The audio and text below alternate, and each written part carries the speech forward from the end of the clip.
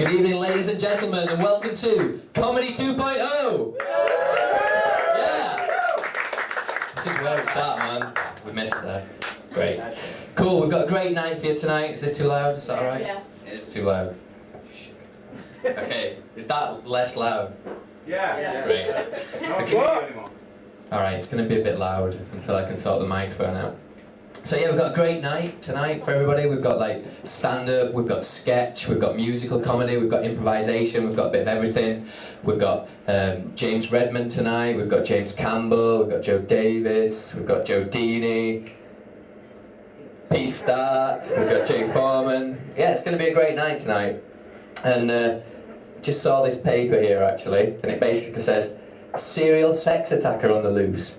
It's fucking Brad Pitt. Look at that. I mean, if you're going to get seriously sex attacked, you want it to be Brad Pitt, don't you? That's alright. I see that Jordan has been in the news again this week. You know, when this story first broke, I was a little bit confused as to why Jordan getting about a thrush was such a big deal.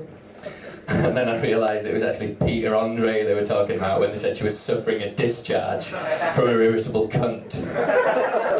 And yeah, you know who I feel sorry for? Jordan's kid, Harvey. Yeah. Anyway, Gordon Brown.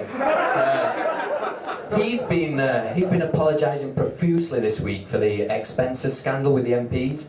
Basically said he felt he was blindsided by the depths and scale of what's been going on. Now hang on a minute. If there's anyone out there that's going to get blindsided, it's going to be Gordon Brown. His entire left side is his blind side. And I mean, if that's his reckoning, there's no wonder that Michael Martin, the Speaker of the House, managed to get away with so much fiddling. It's just because of where he sits in relation to Gordon Brown in the House of Commons.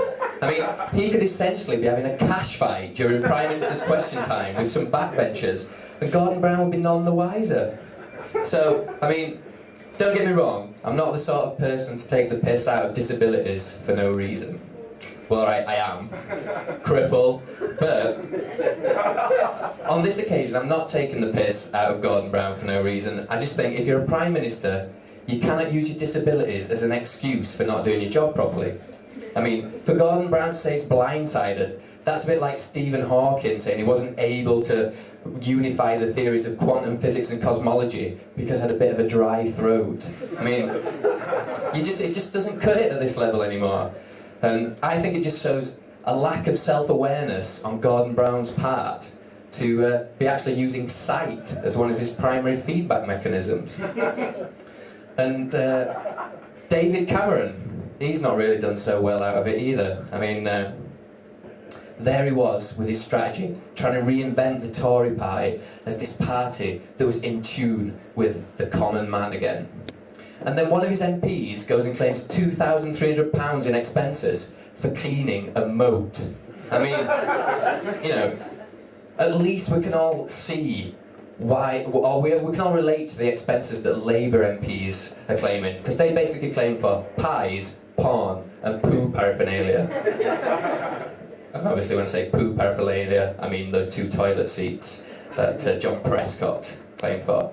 But to claim for a moat, I mean, oh, that's not really going to endear you to the average man, is it? And the worst thing, the thing that differentiates them even more, is the fact that they can so easily pay it back. I mean, for them, it's just a matter of like, oh, David, what?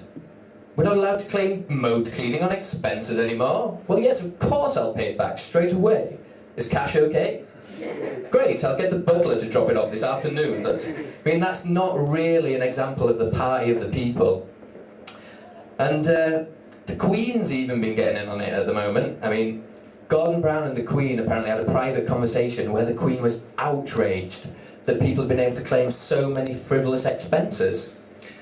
And basically she thought she felt that public servants were claiming living lavish lifestyles at the taxpayers' expense. What's your real problem here, Elizabeth? Someone's stolen your idea? If you really are that outraged about it, is there any chance we can have some of the £6.2 million that you spent last year alone on royal car journeys and flights? No? Off with my head. Alright, calm down, Liz. It's not that bad.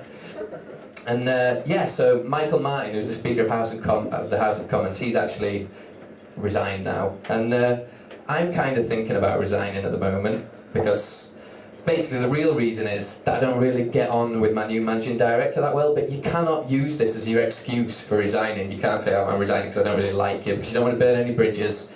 You want to keep the doors open.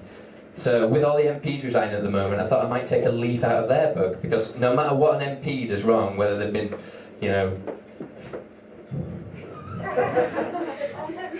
my fault. No matter what an MP's been doing, whether they've been facilitating the sale of arms between terrorist suspects, whether they've been, I don't know, leaking information to big business for personal profit, or being caught in their Westminster office with a £10 rent boy, they always have the same excuse, and that's they're resigning because they want to spend more time with their family. So I thought, well, maybe that's what I could say. I'm resigning because I want to spend more time with my family. But as a single 30-year-old bloke, I think that could only ever be construed as a convoluted euphemism that I want to spend more time wanking. And as much as I enjoy wanking, I don't want to be remembered as that guy that quit his job so he could spend more time doing it. But what I do want to be remembered as is that cliched comedian that ended his set by talking about wanking. So, without further ado, I'd like to hand you over to my good man, J4.